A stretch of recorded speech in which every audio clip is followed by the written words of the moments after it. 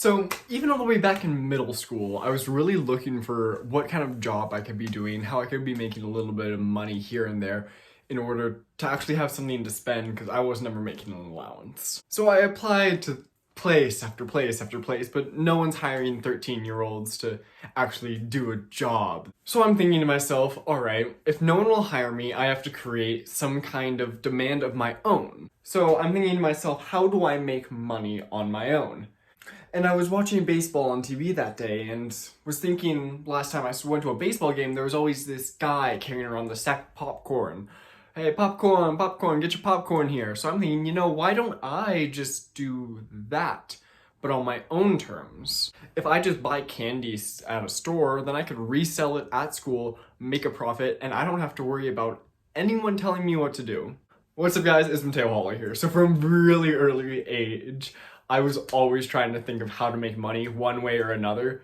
So I started buying and reselling candy at school, starting back in middle school. Now there were a lot of kinks in the roads there that I kind of had to work out, but overall, I made a decent amount off of it. So let's get into why you clicked on this video probably, is if you're young and trying to make a little bit of money, how do you do that? Because if you just start trying to buy and resell things, chances are that you're not going to make money. So we have to get into this from a more logical point of view. What I would do is I would go my little 12-year-old self and walk 1.5 miles to Walmart, get a ton of groceries.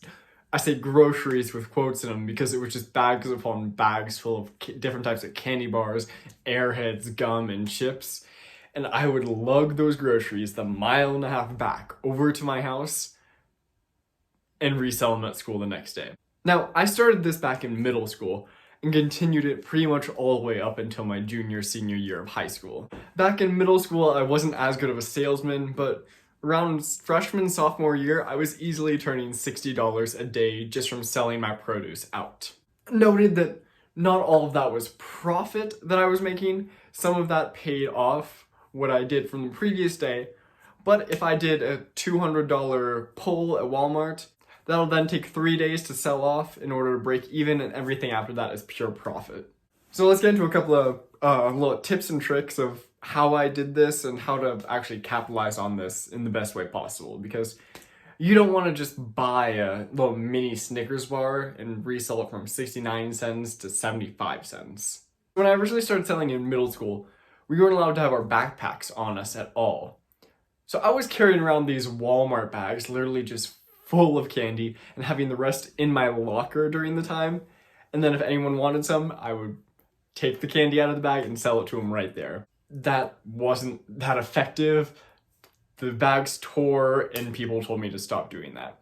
Granted, my peers also at the time were telling me how stupid it was and what I was doing. Little did they know how much money I was actually making from this. As I graduated into high school, however, I had a computer bag that I stuffed candy full of, and then it would just look like I was carrying around my computer bag, had my backpack on, and no one even questioned that. I was so close to carrying around a suitcase, and then I realized how stupid and sketchy that would look, so if you're gonna do this, don't carry around a suitcase. So I loaded up that computer bag with different types of candy, with Airheads, Pringles, Starbursts, all that you can imagine. Now, if you're gonna do this, I recommend that you do a little research first. The different candies that you get could have widely different profit margins.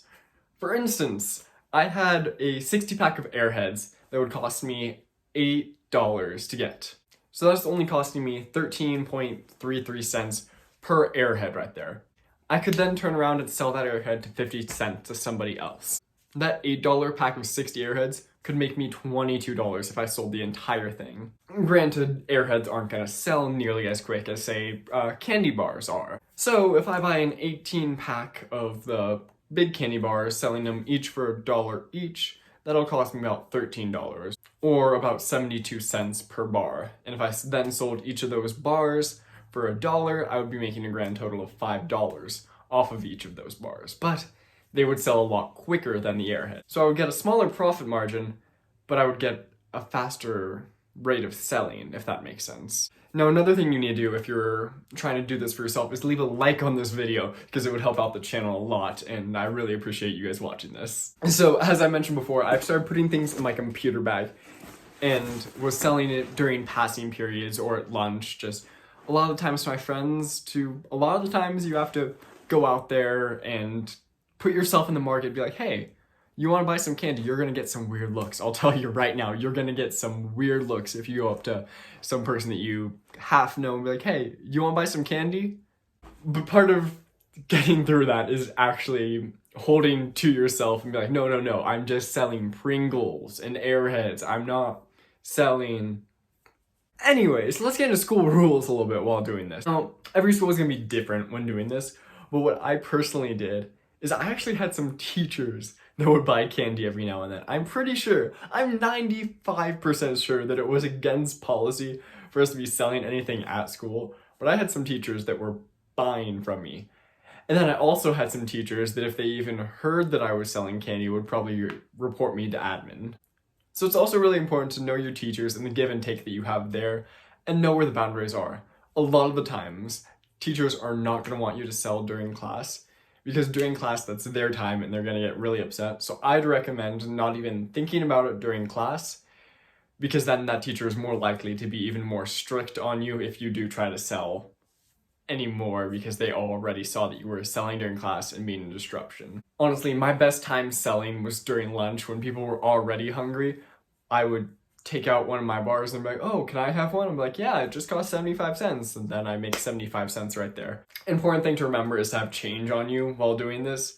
I had a fat stack of quarters with me every day and I'd go right through it by the end of the day just by giving out change and keep $1 bills on you as well. So now I want to talk a little bit more about the mistakes that I made while I was selling. So as I originally said, I walked to and from Walmart every time that I wanted to restock that whole 1.5 miles. It doesn't sound that bad, but God, it was tiring.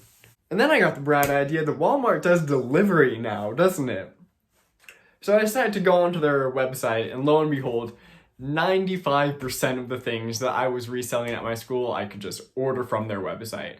Just buy everything in bulk in packs of 60 or 40, whatever they'll do. Get it delivered to your door so you don't have to spend that time walking all the way there and back. Because something that I noticed when I started doing this is learning the value of your time. I started realizing that it wasn't really worth my time to start walking to Walmart and walking back every week, because that just took too long, and honestly, I wasn't making enough money for that to be worth it. So another thing that I tried to do to maximize my profit versus my time was I had someone else that was selling items for me as well. They got a portion of the profits that they sold, and I know this starts to sound a little MLM type, and honestly, it was kind of sketchy. They would get a portion of the profit on every single item that they sold, but they could back out at any time as long as they gave all the merchandise back. I didn't make them hold on to anything. But something that I realized very quickly is I only got one employee, and it wasn't worth it in the end. Because even though they're making a little bit of a profit, they're not nearly as invested as the project as you probably are at this point. Because if you put your own money where your mouth is, and you're the one shelling out for all of the items when you go to Walmart or Costco or Target, then you're going to be inclined to actually sell those items so that you're not negative. Another thing that's really important is tracking your income expenses versus your income profit that you're making from that. So if I spend $100 on merchandise, and then I sell $20, $30, and $70, I'll technically only be $20 profit.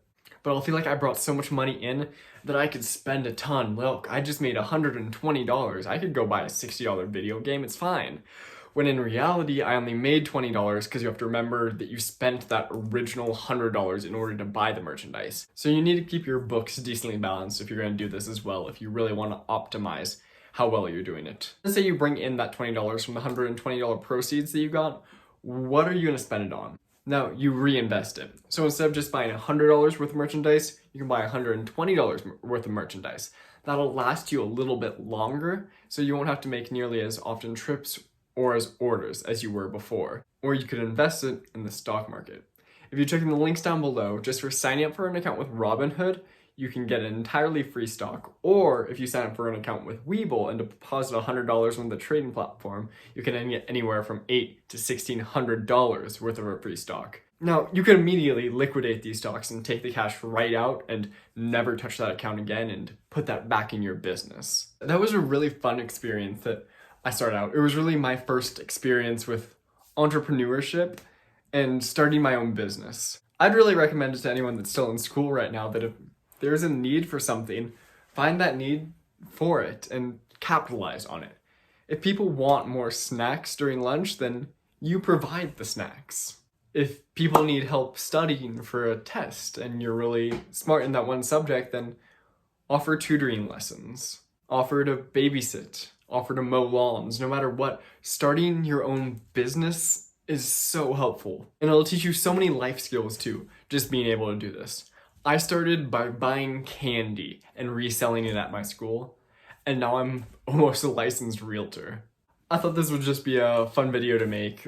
Thank you guys so much for watching. If you have any questions about how I did this anymore, I know I went over it pretty quickly, but go ahead and leave a comment down below and tell me some more stories that you want to hear about my time selling candy. And remember to subscribe to the channel if you really enjoyed it. But until next time, guys, until we continue our financial journey.